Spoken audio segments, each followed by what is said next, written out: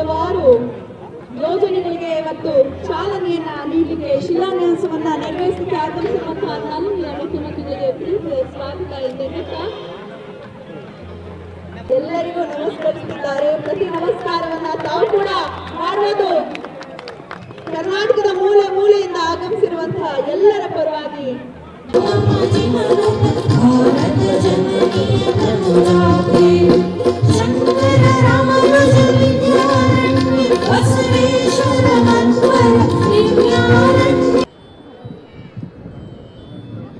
ಎಲ್ಲರಿಗೂ ನಮಸ್ಕಾರ.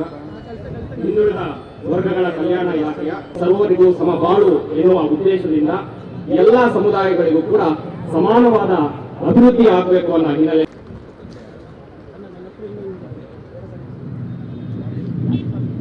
ಹಿಂದುಳಿದ ವರ್ಗಗಳ ಕಲ್ಯಾಣ ಇಲಾಖೆಯ ಈ ಎಲ್ಲ ಕಾರ್ಯಕ್ರಮದ ಪರಿಣಾಮಕಾರಿಯ ಅನುಷ್ಠಾನಕ್ಕೆ ಗಿಡಕ್ಕೆ ನೀರೆರೆಯುವ ಮುಖೇನ ಕಾರ್ಯಕ್ರಮದ ವಿದ್ಯುತ್ ಚಾಲನೆ ಆಗ್ತಾ ಇದೆ. ಹಸಿರೇ ಉಸಿರು ಅಂತ ಸಾಲಿಗೆ ಹೆಚ್ಚು ಗಿಡವನ್ನ ನಾವೆಲ್ಲರೂ ಕೂಡ ಬೆಳೆಸೋಣ ಅಂತ ತಿಳಿಸುವ ಸಲುವಾಗಿ ಗಿಡಕ್ಕೆ ನೀರೆರೆಯುವ ಮುಖೇನ ಕಾರ್ಯಕ್ರಮದ ಚಾಲನೆಯನ್ನ ಮಾಡ್ತಿದ್ದಾರೆ ಮಾನ್ಯ ಮುಖ್ಯಮಂತ್ರಿಗಳು. ನೆನಪಿರಬೇಕು ನಮ್ಮೆಲ್ಲರಿಗೂ, ಪ್ರಕೃತಿ ನಮ್ಮ ಆಸೆಗಳನ್ನ ಮಾತ್ರ ಪೂರೈಸುತ್ತೆ, ದುರಾಸೆಗಳನ್ನಲ್ಲ. ಹಾಗಾಗಿ ಮಕ್ಕಳಿಗೆ ಆಸ್ತಿ ಮಾಡೋದು ಬಿಟ್ಟು ಜಾಸ್ತಿ ನಾವು ಗಿಡಗಳನ್ನ ಬೆಳೆಸೋಣ ಎನ್ನುತ್ತಾ ಹಾಗೆ ಬಿಟ್ಟವರನ್ನ, ಹಾಗಾಗಿ ಅವರನ್ನ ಮರೆಯದೆ ಸ್ಮರಿಸೋ ಕೆಲಸ ಆಗ್ತಾ ಇದೆ. ಹಾಗಾಗಿ ಮಾನ್ಯ ಮುಖ್ಯಮಂತ್ರಿಗಳಾದ ವೇದಿಕೆಯಲ್ಲಿರುವಂತಹ ಎಲ್ಲ ಗಣ್ಯರು ಪುಷ್ಪಾರ್ಪಣೆಯನ್ನ ಮಾಡ್ತಿದ್ದಾರೆ. ಶ್ರೀ ದೇವರಾಜ್ ಅವರ ಭಾವಚಿತ್ರ ಹೇಳಲಿಕ್ಕೆ ನನಗೆ ಅಭಿಮಾನ ಇದೆ. ಬಹಳ ವರ್ಷಗಳಿಂದ ಸಚಿವರಿಗಾಗಲೇ ಹೇಳಿದ್ದಾರೆ, ಏನಿದು ಗಂಗಾ ಕಲ್ಯಾಣ ಯೋಜನೆ ಮತ್ತು ಅದರ ಆಪ್ ನ ಒಂದು ಬಿಡುಗಡೆ ಆಗ್ತಾ ಇದೆ.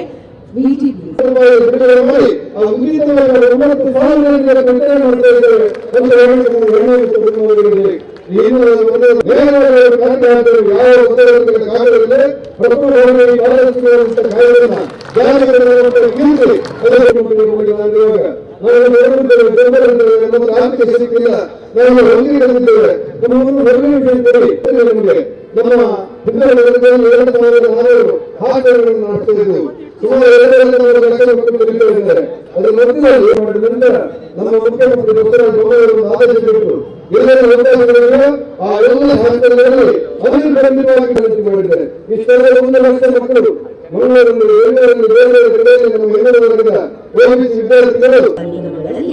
ಗಂಗಾ ಕಲ್ಯಾಣ, ಜೀವಜಲ, ಜೀಜಾವು ಜಲಭಾಗ್ಯ ಯೋಜನೆಗಳ ಅನುಷ್ಠಾನಕ್ಕಾಗಿ ಗಂಗಾ ಕಲ್ಯಾಣ ತಂತ್ರ ಅದ್ಭುತವಾದ ಯೋಜನೆ ಇದು. ಈ ರೂಪಿ ತಂತ್ರಾಂಶವನ್ನ ಉಪಯೋಗಿಸುವ ಮುಖೇನ ಗಂಗಾ ಕಲ್ಯಾಣ ಯೋಜನೆಗೆ ಹೊಸ ರೂಪವನ್ನ ಕೊಡುತ್ತಿದ್ದಾರೆ ಅಂತ ಹೇಳಿ ತಪ್ಪಾಗಿಲ್ಲ. ನೋಡಿ, ನಿಮಗೆ ಕಾಣಿಸ್ತಾ ಇದೆ ವೇದಿಕೆಯಲ್ಲಿ QR ಕೋಡ್ ಮುಖೇನ QR ಕೋಡ್ ಸ್ಕ್ಯಾನ್ ಮಾಡಿ ಕಳಿಸಿದ್ರೆ ಸಾಕು ಜಿಲ್ಲೆಗೆ. ಸೊ ಒಂದು ಅದ್ಭುತವಾದಂತಹ ಟೆಕ್ನಾಲಜಿ ಯೂಸ್ ಮಾಡಿದರೆ ಜೋರಾದ ಚಪ್ಪಾಳೆ ಬರಬೇಕು. ಈಗ ಹಿಂದಿರುವಂತಹ ಎಲ್ಲಾ ಕೈಗಳಿಗೂ ಕೂಡ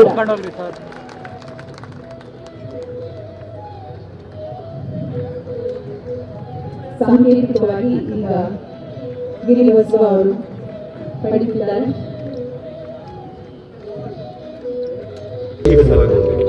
ಅಧಿಕಾರಿ ಮತ್ತು ನೌಕರವೃಂದದವರಿಗೆ ಯೋಜನೆಗಳ ನಿರ್ವಹಣೆ, ಮರುಪಾವತಿಯ ಪ್ರಗತಿ, ಹಣಕಾಸು ನಿರ್ವಹಣೆ, ದೈನಂದಿನ ಅಂಕಿಅಂಶಗಳು ಮತ್ತು ಪ್ರಗತಿಯ ವರದಿಗಳನ್ನು ತಮ್ಮ ಬೆರಳುತುದಿಯಲ್ಲಿ ಪಡೆಯಲು ಅವಕಾಶ ಕಲ್ಪಿಸಲಾಗಿದೆ. ಫಲಾನುಭವಿಯು ತಾನು ಪಡೆದ ಸಾಲದ ಮೊತ್ತವು ಶೇಕಡ ಬಡ್ಡಿದ ಮರುಪಾವತಿಸಬೇಕಾದ ಕಂತುಗಳ ವಿವರ ಮತ್ತು ಆನ್ಲೈನ್ ಮೂಲಕ ಸಾಲದ ಮರುಪಾವತಿ ಹಾಗೂ ಪಾವತಿ ರಸೀದಿಯನ್ನು ಪಡೆಯಲು ಕಲ್ಪಿಸಲು ಹಾಗೂ ಸರ್ಕಾರಿ ಯೋಜನೆಗಳ ಗುಣಮಟ್ಟ ಮತ್ತು ಪರಿಣಾಮಕಾರಿ ಅನುಷ್ಠಾನಕ್ಕೆ ಸಹಕಾರಿಯಾಗಿದೆ.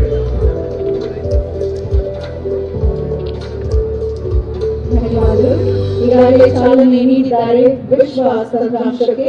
ಹಿಂದುಳಿದ ವರ್ಗಗಳ ಕಲ್ಯಾಣ ಇಲಾಖೆ ವ್ಯಾಪ್ತಿಗೆ ಬರುವ ವಿವಿಧ ಅಭಿವೃದ್ಧಿ ನಿಗಮಗಳ ಫಲಾನುಭವಿಗಳಿಗೆ ಸ್ವಯಂ ಉದ್ಯೋಗ ಸಾಲ, ಗಂಗಾ ಕಲ್ಯಾಣ, ಅರಿವು ಶೈಕ್ಷಣಿಕ ಸಾಲ, ವಿದೇಶಿ ಆಶ್ರಯ ಶಿಕ್ಷಣ ಈಗಾಗಲೇ ಯಲ್ಲಪ್ಪ ಮಲ್ಲಪ್ಪ ಅವರು ಹಾವೇರಿ ಜಿಲ್ಲೆಯ ಮುಖ್ಯಮಂತ್ರಿಗಳ ಜಿಲ್ಲೆಗಳೇ ಸ್ವೀಕರಿಸಿದ್ದಾರೆ. ಫಲಾನುಭವಿಗಳು ಮಿನಿಕರೆಡ್ಡಿ ನಡುವಿನ ಮಣಿಯವರು ಜೋರಾದ ಚಪ್ಪಾಳೆಗಳಲ್ಲಿ ಹಾಗೆ ಇವರಿಗೆ ಗಂಗಾ ಕಲ್ಯಾಣ ಯೋಜನೆ ಅಡಿಯಲ್ಲಿ 2,50,000 ರು ದೊರೆತಿದೆ. ಶುಭವಾಗಿ ಚಿಕ್ಕಮಗಳೂರಿನ ಸತ್ಯನಾರಾಯಣ್ ಬಿನ್ ಜಯರಾಮ್ ಅವರು, ರಿತೀಶ್ ಕುಮಾರ್ ಬಿನ್ ರವಿ ಪ್ರಕಾಶ್,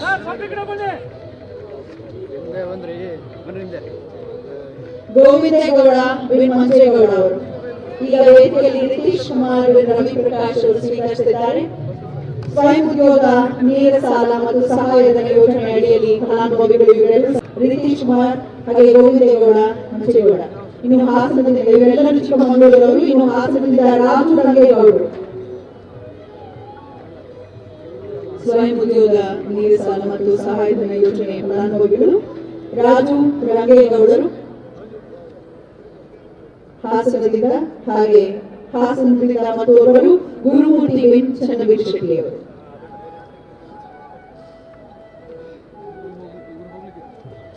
ಗುರುಮೂರ್ತಿ ಅವರು ಈಗ ವೇದಿಕೆಯಲ್ಲಿ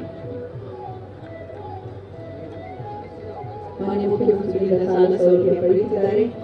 ಬೀದರ್ನಿಂದ ಶ್ರೀದೇವಿ ಓಂ ಧನರಾಜ್ ಮುಗೋಳಿವಾಡ. ಕರ್ನಾಟಕದ ಕಿರೀಟ ಬೀದರ್ ಇಂದ ಬಂದಿದ್ದಾರೆ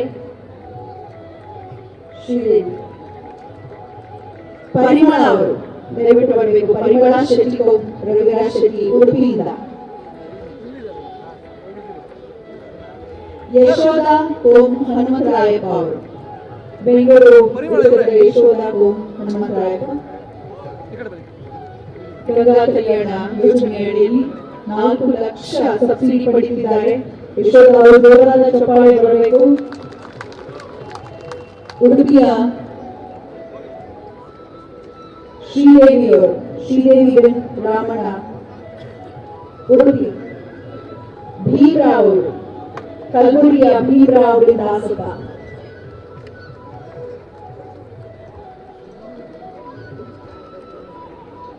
ಹೊಲಿಗೆ ಯಂತ್ರ ಕೂಡ ವಿತರಣೆ ಮಾಡಲಾಗಿದೆ. ಸಾಂಕೇತಿಕವಾಗಿ ಮಂಡ್ಯದ ಲಕ್ಷ್ಮೀ ಆನಂದ್ ಅವರು, ವೀಣಾ ಲೋಕೇಶ್, ಸರಸ್ವತಿ ವೆಂಕಟರಮಣ ವೇದಿಕೆ ಮುಂಭಾಗದಲ್ಲಿ ಬರಬೇಕು.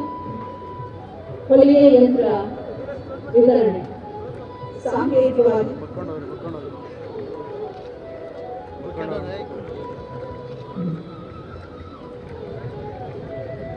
ಜನಾಂಗದ ಸಮುದಾಯ ಭವನ ನಿರ್ಮಾಣಕ್ಕೆ ಶಂಕುಸ್ಥಾಪನೆ. ಹಾಗೆ 50 ಕಟ್ಟಡದ ಮೆಟ್ರಿಕ್ ನಗರ ವಿದ್ಯಾರ್ಥಿ ನಿಲಯಗಳ ಕಟ್ಟಡದ ನಿರ್ಮಾಣಕ್ಕೆ ಶಂಕುಸ್ಥಾಪನೆ. ಜೊತೆಗೆ ಕೇಂದ್ರ ಪುರಸ್ಕೃತ ಯೋಜನೆಯಡಿ ಧಾರವಾಡ ನಗರದಲ್ಲಿ 5 ಮೆಟ್ರಿಕ್ ನಗರ ಬಾಲಕಿಯರ ವಿದ್ಯಾರ್ಥಿ ನಿಲಯಗಳ ಕಟ್ಟಡ ನಿರ್ಮಾಣದ ಶಂಕುಸ್ಥಾಪನೆಗೆ ಚಾಲನೆ. ಒಂದು ವಿಡಿಯೋ ಮುಖೇನ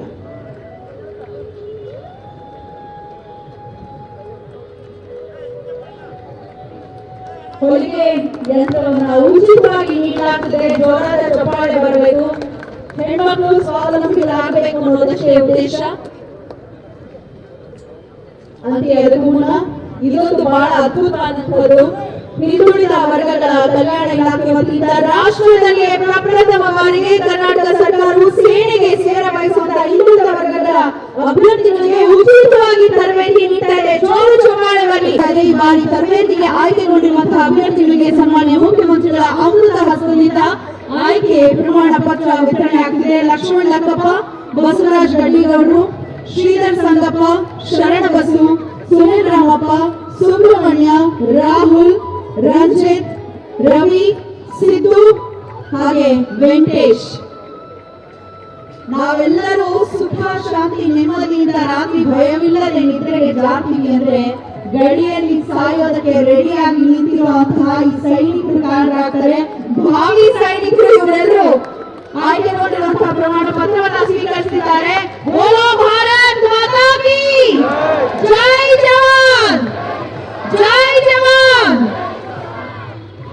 ಶುಭವಾಗಿ ಹೆಮ್ಮೆಯ ನಮ್ಮ ಮಕ್ಕಳು ಒಳಿತಾಗಿ. ಎಲ್ಲ ನನ್ನ ಆತ್ಮೀಯ ಬಂಧುಗಳೇ, ನಿಮ್ಮೆಲ್ಲರಿಗೂ ಮುಂಜಾವಿನ ಹೃದಯಪೂರ್ವಕವಾದಂಥ ನಮಸ್ಕಾರಗಳು. ನಿಮ್ಮನ್ನೆಲ್ಲ ನೋಡಿ ಭಾಳ ಸಂತೋಷ ಆಗಿದೆ. ಯಾರಿಗೋಸ್ಕರ ಈ ಶಕ್ತಿ ಸೌಧವನ್ನು ಕಟ್ಟಿದ್ದಾರೆ ಅವರು ಇಲ್ಲಿ ಬಂದು ಸರ್ಕಾರದ ಜೊತೆಗೆ ಇದ್ದು ಸರ್ಕಾರ ಮಾಡಿರುವಂತಹ ಕಾರ್ಯಕ್ರಮದಲ್ಲಿ ಪಾಲ್ಗೊಂಡು ಅದರ ಕಾರ್ಯಕ್ರಮದ ಲಾಭವನ್ನು ಪಡ್ಕೊಳ್ಳುವಂತ ಒಂದು ವ್ಯವಸ್ಥೆ ಇದು ನಿಜವಾದಂತಹ ಪ್ರಜಾಪ್ರಭುತ್ವದ ವ್ಯವಸ್ಥೆ ಅಂತ ನಾನು ಹೇಳಕ್ಕೆ ಇಚ್ಛೆ ಪಡ್ತೀನಿ.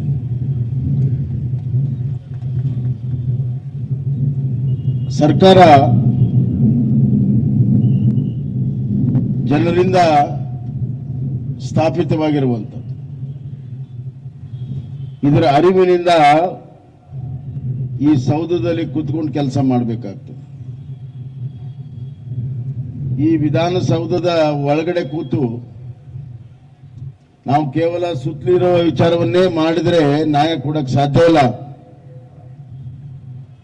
ಮತ್ತು ಬಹಳ ಉದ್ದುದ್ದ ಭಾಷಣಗಳನ್ನು ಮಾಡಿ ನಾವು ನಿಮಗೆ ನ್ಯಾಯವನ್ನು ಕೊಡ್ತೇವೆ, ನ್ಯಾಯವನ್ನು ಕೊಡ್ತಾ ಇದ್ದೇವೆ ಅನ್ನುವಂಥ ಭ್ರಮೆಯನ್ನು ಹುಟ್ಟಿಸುವಂತ ಕೆಲಸದಿಂದ ನಿಮ್ಮ ಬದುಕು ಬಂಗಾರ ಆಗಕ್ಕೆ ಸಾಧ್ಯ ಇಲ್ಲ. ಖುಷಿ ಭರವಸೆಗಳನ್ನ ಕೊಡೋ ಮುಖಾಂತರ, ಆಗಲಾರದ ಭರವಸೆಯನ್ನ ಕೊಡೋ ಮುಖಾಂತರ ನ್ಯಾಯವನ್ನ ಕೊಡಕ್ಕೆ ಸಾಧ್ಯ ಇಲ್ಲ. ವಸ್ತುನಿಷ್ಠೆಯಾಗಿ ನಿಮ್ಮ ಬದುಕಿನಲ್ಲಿ ಏನೆಲ್ಲ ಸಹಾಯವನ್ನ ಮಾಡಿದ್ರೆ ನೀವು ಕೂಡ ಇತರರಂತೆ ಸ್ವಾಭಿಮಾನದ ಬದುಕನ್ನ ಬದುಕಕ್ಕೆ ಸಾಧ್ಯ ಅನ್ನೋದನ್ನ ಮನಗಂಡು ಸರ್ಕಾರ ಕಾರ್ಯಕ್ರಮವನ್ನು ರೂಪಿಸಿ ಅನುಷ್ಠಾನಗೊಳಿಸಿದಾಗ ಮಾತ್ರ ನಿಮ್ಮ ಬದುಕಿನಲ್ಲಿ ಬದಲಾವಣೆ ಬರ್ತದೆ. ನಿಮ್ಮ ಬದುಕಿನಲ್ಲಿ ಬದಲಾವಣೆ ಬಂದರೆ ರಾಜ್ಯಕ್ಕೆ ಒಳ್ಳೆಯದಾಗ್ತದೆ, ಪ್ರಜಾಪ್ರಭುತ್ವದ ಗೆಲುವಾಗ್ತದೆ. ಸಮಯ ಬಂದಾಗ, ಅಧಿಕಾರ ಇದ್ದಾಗ, ನಿಮ್ಮ ಪರವಾಗಿ ಕೆಲಸ ಮಾಡುವಂತ ಒಂದು ಸದಾ ಅವಕಾಶ ಇದ್ದಾಗ ಹಿಂದು ಮುಂದೆ ನೋಡದನೆ ನಿಮ್ಮ ಪರವಾಗಿ ನಿರ್ಣಯಗಳನ್ನು ತೆಗೆದುಕೊಳ್ಳುವವರೇ ನಿಜವಾಗಲೂ ಕೂಡ ಹಿಂದುಳಿದ ವರ್ಗದ ನಾಯಕರು. ಯಾರು ಕಷ್ಟ ಕಾಲದಲ್ಲಿ ಆಗ್ತಾರೆ, ಯಾರು ನಮ್ಮ ಮಕ್ಕಳ ಭವಿಷ್ಯವನ್ನು ಬರೆಯಕ್ಕೆ ಸಾಧ್ಯ ಇದೆ, ಯಾರು ನಮಗೆ ಸೂರನ್ನ ಕೊಡ್ತಾರೆ, ಅವರು ಮಾತ್ರ ನಮ್ಮವರಾಗ್ತಾರೆ. ರಾಜಕೀಯ ಭಾಷಣಗಳಿಂದ ಹೊಟ್ಟೆ ತುಂಬುವುದಿಲ್ಲ, ರಾಜಕೀಯ ಭಾಷಣದಿಂದ ನಮ್ಮ ಸಮಸ್ಯೆ ಬಗೆಹರೋದಿಲ್ಲ, ರಾಜಕೀಯ ಭಾಷೆಯಿಂದ ನಮ್ಮ ಹಿಂದುಳಿತ್ವ ಬದಲಾವಣೆ ಆಗುವುದಿಲ್ಲ. 75 ವರ್ಷ ಭಾಷಣಗಳನ್ನ ಕೇಳಿದ್ದೇವೆ, ಸಂವಿಧಾನದ ರಕ್ಷಣೆಯನ್ನ ಮಾಡ್ತೇವೆ ಅಂತ ಹೇಳಿ ಬಾಬಾ ಸಾಹೇಬ್ ಅಂಬೇಡ್ಕರ್ ಅವರ ಹೆಸರನ್ನ 106 ಬಾರಿ ಹೇಳಿ ಅದೇ ಸಂವಿಧಾನದ ಉಲ್ಲಂಘನೆ ಆಗಿರುವಂತದ್ದು ನಾವು ನೋಡಿದ್ದೇವೆ. ಪ್ರತಿಯೊಬ್ಬ ವ್ಯಕ್ತಿಯ ಸ್ವತಂತ್ರ ಬಹಳ ಮುಖ್ಯ. ವ್ಯಕ್ತಿ ಸ್ವತಂತ್ರವನ್ನ ಹರಣ ಅಂಬೇಡ್ಕರ್ ಅವರ ಬಹಳಷ್ಟು ಹೆಸರು ತಗೊಂಡವರು ಇವತ್ತು ವ್ಯಕ್ತಿ ಸ್ವತಂತ್ರವನ್ನ ಹರಣ ಮಾಡಿರುವುದು ನಾವು ನೋಡಿದ್ದೇವೆ.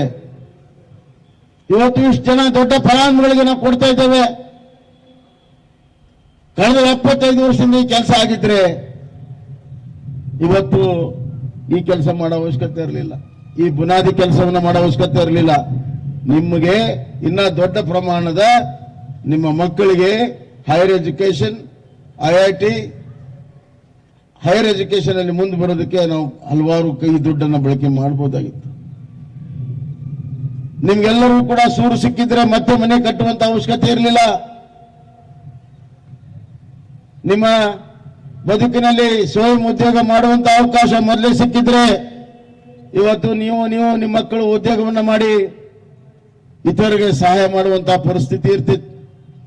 ಯಾವುದೂ ಆಗಲಿಲ್ಲ. ನಿಮ್ಮ ಹೆಸರು ಅವರ ಅಧಿಕಾರ, ನಿಮ್ಮ ಹೆಸರು ಅವರ ಲಾಭ, ನಿಮ್ಮ ಹೆಸರು ಅವರು ಮುಂದೆ ಬಂದರು, ಹಿಂದುಳಿದ ವರ್ಗದವರ ಹೆಸರಿನಲ್ಲಿ ಮುಂದೆ ಬಂದರು, ನಿಮ್ಮನ್ನು ಎಲ್ಲಿಟ್ಟರು ಅಲ್ಲೇ ಇಟ್ಟರು. ಇದನ್ನ ಯಾಕೆ ಹೇಳ್ತಾ ಇದ್ದೀನಿ ಅಂದ್ರೆ, ನಾನು ಇನ್ ಮುಂದಾದ್ರೂ ಕೂಡ ಬದಲಾವಣೆ ಆಗ್ಬೇಕು. ನಾವು ಕೊಡ್ತಿರುವಂತಹ ಎಲ್ಲ ಕಾರ್ಯಕ್ರಮಗಳು ಅದು ನಿಮ್ಮ ಹಕ್ಕು. ನಾವ್ಯಾವುದು ಉಪಕಾರವನ್ನು ಮಾಡ್ತಾ ಇಲ್ಲ. ಒಂದು ಒಂದು ಸರ್ಕಾರ ಅತ್ಯಂತ ಸ್ಪಂದನಾಶೀಲವಾಗಿದ್ದರೆ, ಸೂಕ್ಷ್ಮವಾಗಿದ್ದರೆ, ನಿಮ್ಮ ಸಮಸ್ಯೆಗಳನ್ನು ಅರ್ಥ ಮಾಡಿಕೊಂಡು ಸರಿಯಾದ ಕಾರ್ಯಕ್ರಮವನ್ನು ಕೊಡ್ತದೆ. ಇವತ್ತು ನಾವು ಗಂಗಾ ಕಲ್ಯಾಣ ಕಾರ್ಯಕ್ರಮವನ್ನು ಕೊಟ್ಟಿದ್ದೇವೆ. ಸುಮಾರು 9,000ಕ್ಕಿಂತ ಹೆಚ್ಚು ಗಂಗಾ ಕಲ್ಯಾಣವನ್ನು ಬೇರೆ ಬೇರೆ ನಿಗಮದಿಂದ ನಾವು ಕೊಟ್ಟಿದ್ವಿ. ಗಂಗಾ ಕಲ್ಯಾಣದಲ್ಲಿ ಏನಾಗ್ತಾ ಇತ್ತು ನೀವೇ ನೋಡಿ. ಒಂದು ವರ್ಷ ಗಂಗಾ ಕಲ್ಯಾಣ ಸ್ಯಾಂಕ್ಷನ್ ಮಾಡೋದು, ಮುಂದಿನ ವರ್ಷ ಬೋರ್ವೆಲ್ ಕೊರೆಯೋದಕ್ಕೆ ಆ ಕಾಂಟ್ರಾಕ್ಟಲ್ಲಿ ಬಡದಾಟ, ಭ್ರಷ್ಟಾಚಾರ, ಆಮೇಲೆ ಒಂದು ವರ್ಷ ಬಿಟ್ಟು ಬೋರ್ವೆಲ್ ಕೊರೆಯೋದು, ಇನ್ನೊಂದು ವರ್ಷಕ್ಕೆ ಪಂಪ್ ಜೋಡಿಸೋದು, ಮುಂದಿನ ವರ್ಷಕ್ಕೆ ಇಲೆಕ್ಟ್ರಿಫಿಕೇಶನ್ ಮಾಡೋದು. ಪಂಚವಾರ್ಷಿಕ ಯೋಜನೆ ಮಾಡಿಟ್ಟಿದ್ರು ಗಂಗಾ ಕಲ್ಯಾಣ ಅನ್ನೋ ಹೆಸರು. 5 ವರ್ಷ, 5 ತಿಂಗಳಲ್ಲಿ ಆಗೋ ಕಾರ್ಯಕ್ರಮ 5 ವರ್ಷ ಮಾಡಿದ್ರು. ಇದು ಆಡಳಿತ ಮಾಡುವಂತ ಶೈಲಿ. ನಾನು ಬಂದು ಅದನ್ನು ನೋಡಿದೆ, ಇದು ಬದಲಾವಣೆ ಆಗಬೇಕು ಅಂತ. ನಮ್ಮ ಸಚಿವರು ಶ್ರೀನಿವಾಸ್ ಪೂಜಾರಿ ಅವರ ಬದ್ಧತೆಯಿಂದ, ನಮ್ಮ ಅಧಿಕಾರಿಗಳು ಪ್ರಾಮಾಣಿಕತೆಯಿಂದ ಇದನ್ನ ಸಮಸ್ಯೆಯನ್ನು ಬಗೆಹರಿಸಬೇಕಂತ ಚಿಂತನೆಯನ್ನ ಮಾಡಿ ಅವರೆಲ್ಲರೂ ಡೈರೆಕ್ಟ್ ಆಗಿ ಫಲಾನುಭವಿಗಳ ಅಕೌಂಟ್ಗೆ ದುಡ್ಡನ್ನ ಕೊಡುವಂತ ಕೆಲಸವನ್ನ ಪ್ರಥಮ ಬಾರಿ ರಾಜ್ಯದಲ್ಲಿ ಮಾಡ್ತಾ ಇದ್ದೇವೆ. ಯಾವನೋ ಕಾಂಟ್ರಾಕ್ಟರ್ ಸಲುವಾಗಿ ಸರ್ಕಾರ ಇಲ್ರಿ, ಯಾವನೋ ಕಾಂಟ್ರಾಕ್ಟರ್ ಸಹಾಯ ಮಾಡೋದಕ್ಕೆ ಕಾರ್ಯಕ್ರಮವನ್ನು ರೂಪಿಸಿಲ್ಲ. ಕಾಂಟ್ರಾಕ್ಟರ್ ಬಡದಾಡಿ ಕೋರ್ಟ್ಗೆ ಹೋದ್ರೆ ಇಲ್ಲಿ ಸಾವಿರಾರು ಜನ ಹಿಂದುಳಿದ ವರ್ಗದವರು ಫಲಾನುಭವಿಗಳು ಏನಿಲ್ಲದೆ ಕೂತ್ಕೋಬೇಕು. ಇದು ವ್ಯವಸ್ಥೆ. ಒಬ್ಬ ಕಾಂಟ್ರಾಕ್ಟರು ಸಾವಿರಾರು ಜನರ ಬದುಕನ್ನ ಮುಷ್ಟಿಯಲ್ಲಿ ಇಟ್ಕೊಳ್ತಾರೆ. ಇದು ಯಾವ ಸೀಮೆ ರೀ? ಅದಕ್ಕಾಗಿ ನಮ್ಮ ಅಧಿಕಾರಿಗಳೆಲ್ಲ ಸೇರಿ DBT ಯೋಜನೆಯನ್ನು ಮಾಡಿದ್ದಾರೆ. ಇವತ್ತು ನಾವು ಆ ಎಲ್ಲ ಫಲಾನುಭವಿಗಳಿಗೆ 75,000 ಮೊದಲನೇ ಕಂತನ್ನ DBT ಮಾಡ್ತಾ ಇದ್ದೇವೆ. ನೇರವಾಗಿ ಅವರ ಅಕೌಂಟ್ಗೆ DBT ಅನ್ನುವಂತ ವಿಚಾರ ನಮ್ಮ ನೆಚ್ಚಿನ ಪ್ರಧಾನಮಂತ್ರಿ ನರೇಂದ್ರ ಮೋದಿಜಿಯವರ ಕಾರಣಕ್ಕೆ. ಬಡವರ ಯೋಜನೆಗಳು 100 ರೂಪಾಯಿ ಅಲ್ಲಿ ದಿಲ್ಲಿಯಿಂದ ಕಳಿಸಿದ್ರೆ ಕೇವಲ 15 ರೂಪಾಯಿ ಮೂಡ್ತದೆ ಅಂತ ಹೇಳಿ ಹಿಂದಿನ ಪ್ರಧಾನಮಂತ್ರಿ ರಾಜೀವ್ ಗಾಂಧಿ ಹೇಳಿದ್ರು. ಮುಂದೆ ಬಂದವರು ಏನು ಮಾಡಲಿಲ್ಲ. ನರೇಂದ್ರ ಮೋದಿಜಿಯವರು ಬಂದು ಈ ಮಧ್ಯವರ್ತಿಗಳನ್ನು ತೆಗೆದು ಹಾಕಬೇಕಾದ್ರೆ ತಂತ್ರಜ್ಞಾನವನ್ನು ಬಳಕೆ ಮಾಡಬೇಕು ಅಂತ ಹೇಳಿ ಡೈರೆಕ್ಟ್ ಆಗಿ ಅವರ ಅಕೌಂಟ್ ಆಗುವಂತಹ ಡಿಜಿಟಲ್ ವ್ಯವಸ್ಥೆಗಳನ್ನು ಮಾಡಿದ್ದಾರೆ. ಅದರ ಮುಖಾಂತರ ಇವತ್ತು 75,000 ಮೊದಲನೇ ಕಂತು ಗಂಗಾ ಕಲ್ಯಾಣವನ್ನ ನಾವು ಹಿಂದುಳಿದ ವರ್ಗ, SC/ST ಎಲ್ಲ ನಿಗಮಗಳಿಂದ ಇವತ್ತು ಕೊಡ್ತಾ ಇದ್ವು. ಮೊನ್ನೆ 16,000 SC/ST ಕೊಟ್ಟು ಇವತ್ತು ಎಷ್ಟಪ್ಪ ಗಂಗಾ ಕಲ್ಯಾಣ?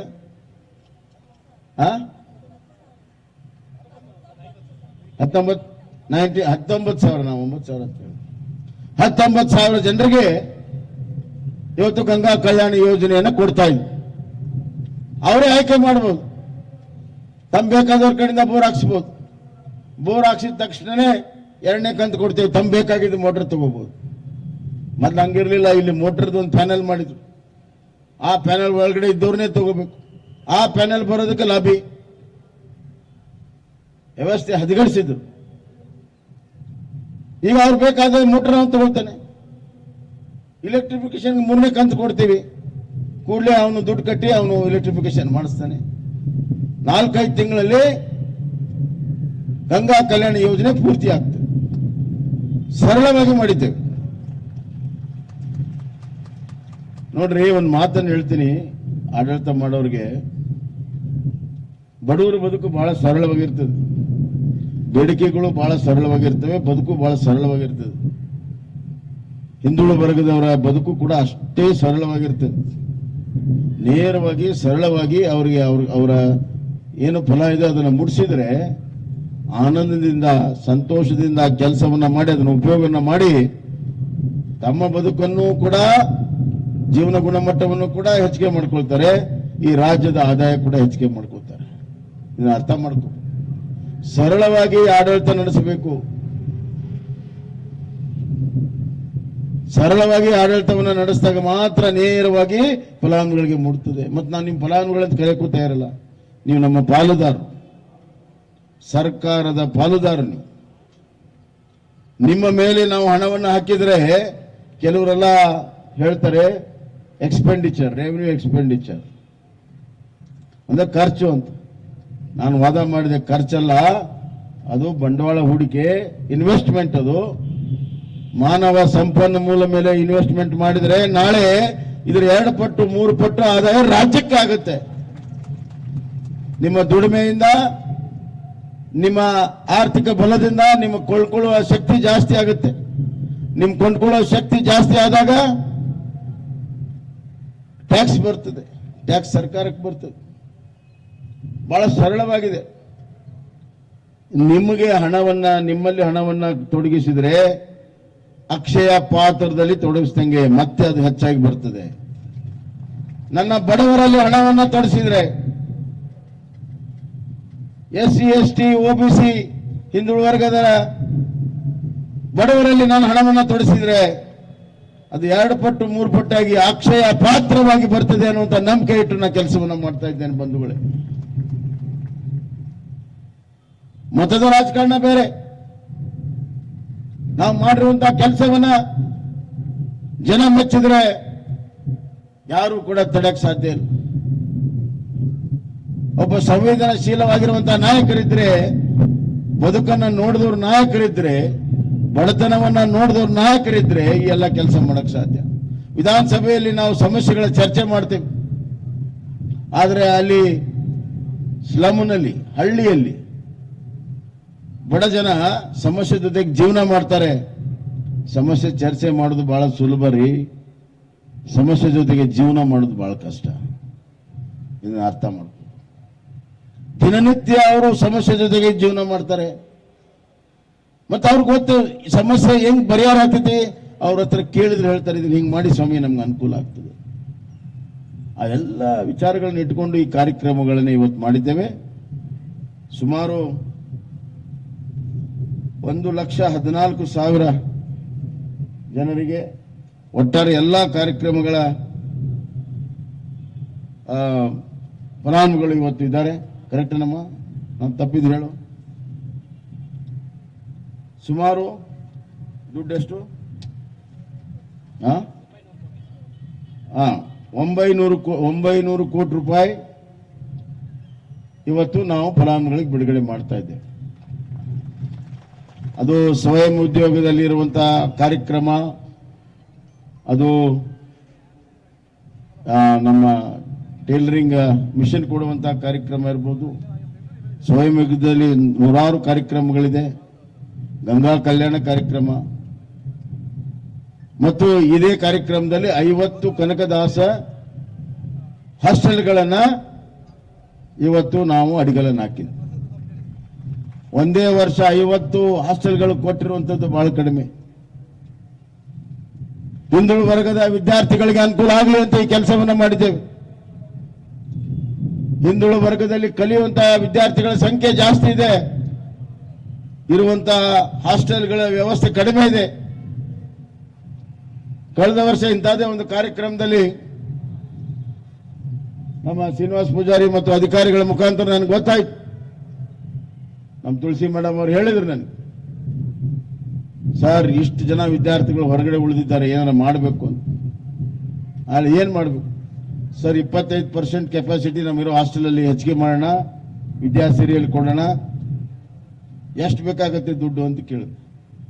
ಸುಮಾರು 250 ಕೋಟಿ ರೂಪಾಯಿ ಬೇಕಾಗುತ್ತೆ ಅಂದ್ರು. ಬಜೆಟಲ್ಲಿ ಇರಲಿಲ್ಲ, ಬಜೆಟಲ್ಲಿ ಹಾಕಿರಲಿಲ್ಲ. ಆದರೆ ಅವತ್ತಿನ ಅವಶ್ಯಕತೆ ನೋಡಿ ಕೂಡಲೇ ಅದಕ್ಕೆ ಮಂಜೂರಾತಿಯನ್ನ ಕೊಟ್ಟು 250 ಕೋಟಿ ರೂಪಾಯಿನ ಅಧಿಕವಾಗಿ ಕೊಟ್ಟು, ಹೆಚ್ಚುವರಿ ಕೊಟ್ಟು ಸುಮಾರು 33,000 ಮಕ್ಕಳಿಗೆ ಹಾಸ್ಟೆಲಿನ ವ್ಯವಸ್ಥೆಗಳನ್ನು ಮಾಡಿದ್ವಿ. ಅದನ್ನ ಈ ವರ್ಷ ಹೆಚ್ಚುವರಿಯಾಗಿ, ಈಗೇನು ಹಾಸ್ಟೆಲ್ ಕೆಪಾಸಿಟಿ ಇದೆ ಅದರ ಹೆಚ್ಚುವರಿಯಾಗಿ ವಿದ್ಯಾಸಿರಿಯಲ್ಲಿ ಮತ್ತು ಇನ್ನೊಂದು ಯೋಜನೆಗಳಲ್ಲಿ 1 ಲಕ್ಷ ಹಿಂದುಳಿದ ವರ್ಗದ ವಿದ್ಯಾರ್ಥಿಗಳಿಗೆ ಹಾಸ್ಟೆಲ್ ಫೆಸಿಲಿಟಿಯನ್ನ ನಾವು ಕೊಡ್ತಾ ಇದ್ದೇವೆ. 1 ಲಕ್ಷ ವಿದ್ಯಾರ್ಥಿಗಳಿಗೆ. ಸುಲಭದ ಮಾತಲ್ಲ. ಆ 1 ಲಕ್ಷ ವಿದ್ಯಾರ್ಥಿಗಳಿಗೆ ಇಲ್ಲದಿದ್ದರೆ ಶಿಕ್ಷಣ ನಿಲ್ತಿತ್ತು. ಹಾಸ್ಟೆಲ್ಗಳಿಲ್ಲದಿದ್ರೆ ಎಲ್ಲಿರಬೇಕು? ಹೀಗಾಗಿ ಹೈಯರ್ ಎಜುಕೇಶನ್ ಕೆಲವು ಹಾಸ್ಟೆಲ್ಗಳನ್ನು ತಗೊಳ್ಳೋ ಪ್ರಯತ್ನ ಮಾಡ್ತಾ ಇದ್ದೇವೆ. ಇರುವಂತಹ ಹಾಸ್ಟೆಲ್ ಕೆಪಾಸಿಟಿ ಹೆಚ್ಚು ಮಾಡ್ತಾ ಇದ್ದೇವೆ ಮತ್ತು ವಿದ್ಯಾಸಿರಿ ಯೋಜನೆ, ಈ 3 ಯೋಜನೆಯಲ್ಲಿ 1 ಲಕ್ಷ ಹೆಚ್ಚುವರಿಯಾಗಿ ವಿದ್ಯಾರ್ಥಿಗಳಿಗೆ ಹಾಸ್ಟೆಲ್ ಫೆಸಿಲಿಟಿಯನ್ನು ಕೊಡ್ತಾ ಇದ್ದೇವೆ. ಆ 1 ಲಕ್ಷ ವಿದ್ಯಾರ್ಥಿಗಳು ಓದಿ ಮುಂದೆ ಬಂದ್ರೆ ಇಡೀ ಹಿಂದುಳಿದ ವರ್ಗ ವಿದ್ಯೆಯಿಂದ ಜ್ಞಾನದಿಂದ ಮುಂದೆ ಬರ್ತಾರೆ. ಇವತ್ತು ಹಿಂದುಳಿದ ವರ್ಗದ ಮಕ್ಕಳು ವಿದ್ಯಾವಂತರಾಗಬೇಕು, ಅವರು ಇತರರಂತೆ ಮುಂದೆ ಬರಬೇಕು, ಬೇರೆ ಬೇರೆ ವೃತ್ತಿಯಲ್ಲಿ ಬರಬೇಕು. ಮತ್ತು ವೃತ್ತಿ ಅಂದಾಗ ನೆನಪಾಗ್ತದೆ, ಕೇವಲ ವಿದ್ಯಾವಂತರಲ್ಲ, ನಮ್ಮ ಹಳ್ಳಿಯಲ್ಲಿ ಎಲ್ಲ ಹಿಂದುಳಿದವರು ಕಾಯಕ ಮಾಡ್ತಾರೆ. ಕಾಯಕ ಆಧಾರಿತವಾಗಿರುವಂಥ ಸಮಾಜ, ಎಲ್ಲ ಕಾಯಕ ಆಧಾರಿತ ಸಮಾಜ ಹಿಂದುಳಿದ ವರ್ಗದಲ್ಲಿದೆ. ಬಡಗೇರು ಇರ್ಬೋದು, ಕುಂಬಾರ ಇರ್ಬೋದು, ಕಮ್ಮಾರ್ ಇರ್ಬೋದು, ಮಡಿವಾಳರು ಇರ್ಬೋದು, ಮೇದಾರ್ ಇರ್ಬೋದು, ವಿಶ್ವಕರ್ಮಗಳಿರ್ಬೋದು, ಗಾಣಿಗಾರಿ ಇರ್ಬೋದು, ನೇಕಾರರು ಇರ್ಬೋದು. ಇಂಥ ಸುಮಾರು 30-32 ಕಾಯಕ ಮಾಡುವಂತಹ ಸಮಾಜಗಳಿದ್ದಾವೆ. ಅದಕ್ಕೆ ವಿಶೇಷವಾಗಿರುವಂತಹ ಕಾರ್ಯಕ್ರಮವನ್ನು ಮಾಡಿದ್ದೇವೆ, ಕಾಯಕ ಅನ್ನುವಂಥ ಕಾರ್ಯಕ್ರಮ. ಅವರು ಅರ್ಜಿ ಹಾಕಿದ್ರೆ 50,000 ರೂಪಾಯಿವರೆಗೂ ಅವರಿಗೆ ಹಣಕಾಸಿನ ನೆರವನ್ನು ಮಾಡ್ತೇವೆ. ಅವರ ತಮ್ಮ ವೃತ್ತಿಯಲ್ಲಿ, ತಮ್ಮ ಕಾಯಕದಲ್ಲಿ ತಮ್ಮ ಕಾಯಕವನ್ನ ಎತ್ತರ ಮಟ್ಟಕ್ಕೆ ತಗೋಬೇಕು, ಉನ್ನತೀಕರಣ ಆಗಬೇಕು, ಅದರಿಂದ ಆದಾಯ ಹೆಚ್ಚಾಗಬೇಕು. ಹೀಗೆ 3 ಇಗಳು ಬಹಳ important: education, employment and empowerment. ಈ ಎಲ್ಲ ವಿಚಾರಗಳು ಯಾಕೆ ಬರ್ತಾ ಇದೆ ಅಂತಂದ್ರೆ, ನಮ್ಮ ಧೀಮಂತ ನಾಯಕ ಡಿ ದೇವರಾಜ್ ಅರಸು ಆ ಸಣ್ಣ ಮೈಕ್ರೋಸ್ಕೋಪಿಕ್ ಕಮ್ಯುನಿಟಿಯಿಂದ ಬಂದಿದ್ದರಿಂದ ನೋವು ಅವ್ರಿಗೆ ಗೊತ್ತಿತ್ತು. ಹೀಗಾಗಿ ಹಿಂದುಳಿದ ವರ್ಗದ ಆಯೋಗವನ್ನು ಮಾಡಿ ಅವರಿಗೆ ರಿಸರ್ವೇಶನ್ ಅನ್ನು ಕೊಟ್ಟು ಹಲವಾರು ಯೋಜನೆಗಳನ್ನು ಮಾಡಿ ಲ್ಯಾಂಡ್ ರಿಫಾರ್ಮ್ಸ್ ಅನ್ನು ತಂದು ಕರ್ನಾಟಕದಲ್ಲಿ ಬಹು ಸಂಖ್ಯಾತ ಇರುವಂತ ಹಿಂದುಳಿದ ವರ್ಗದವರಿಗೆ ನ್ಯಾಯವನ್ನ ಕೊಟ್ಟಿದ್ದು ಒಬ್ಬರೇ ಒಬ್ಬ ನಾಯಕ, ಅದು ಡಿ ದೇವರಾಜ್ ಅರಸು, ಮತ್ತಾರಿಲ್ಲ. ಡಿ ದೇವರಾಜ್ ಹೆಸರಿನಲ್ಲಿ ಬಹಳ ಜನ ನಾಯಕರಾಗಿದ್ದಾರೆ. ನಾನು ಡಿ ದೇವರಾಜ್ ಅರಸರ ಶಿಷ್ಯ, ನಾನು ಹಂಗೆ ಹಿಂಗೆ. ಡಿ ದೇವರಾಜ್ ಅಂತರ ಅತ್ಯಂತ ದೊಡ್ಡ ನಾಯಕ ನಾನು.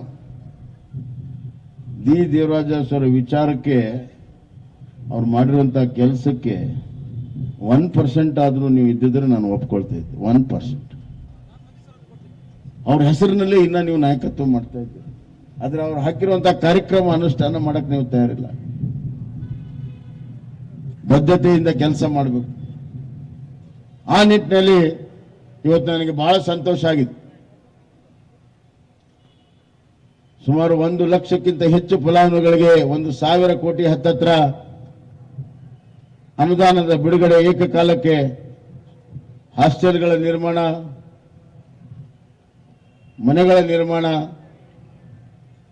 ಸ್ವಯಂ ಉದ್ಯೋಗ, ಗಂಗಾ ಕಲ್ಯಾಣ,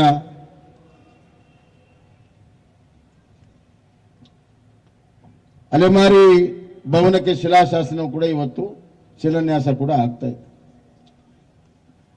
ಸಮಾಜದ ಕಟ್ಕಡೆಯ ಜನಾಂಗಕ್ಕೆ ನಾನು ಕೈ ಬಿಟ್ಟಿಲ್ಲ.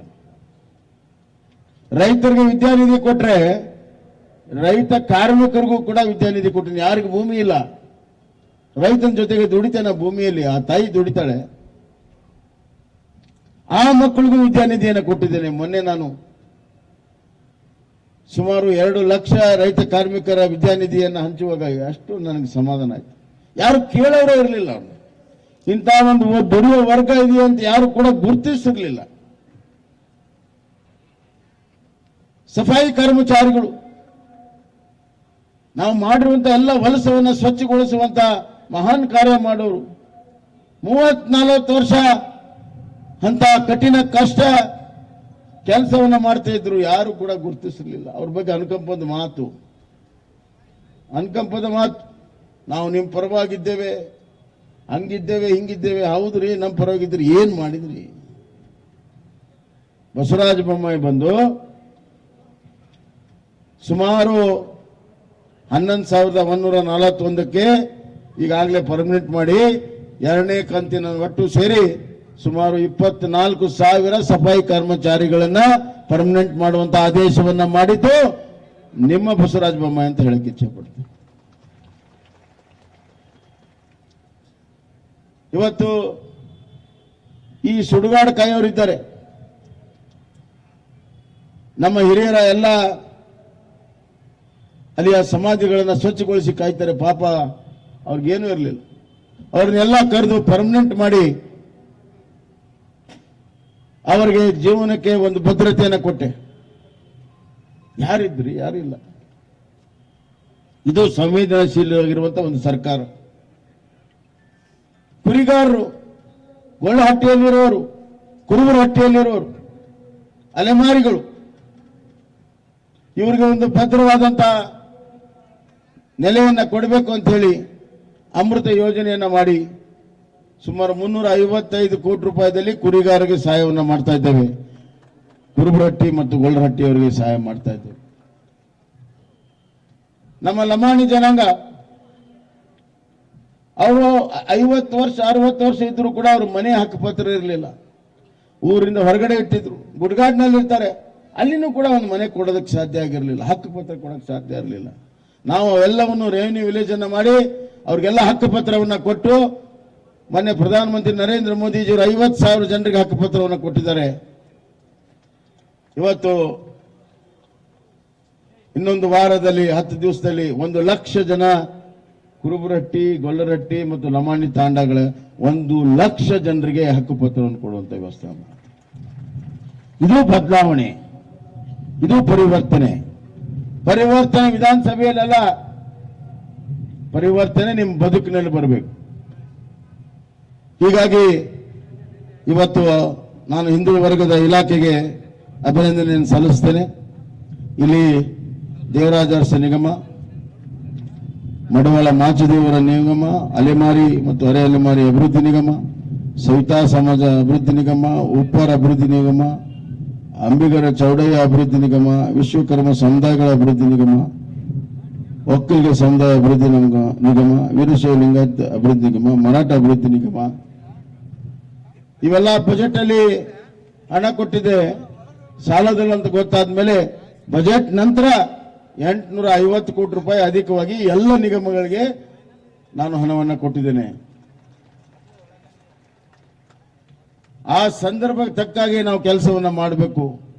ಆ ಕೆಲಸವನ್ನ ನಾವು ಮಾಡಿದ್ದೇವೆ ಅನ್ನುವಂತ ಸಂತೃಪ್ತಿ ಇದೆ. ಬಂಧುಗಳೇ, ನಿಮ್ಮ ಆಶೀರ್ವಾದ ಇರಲಿ.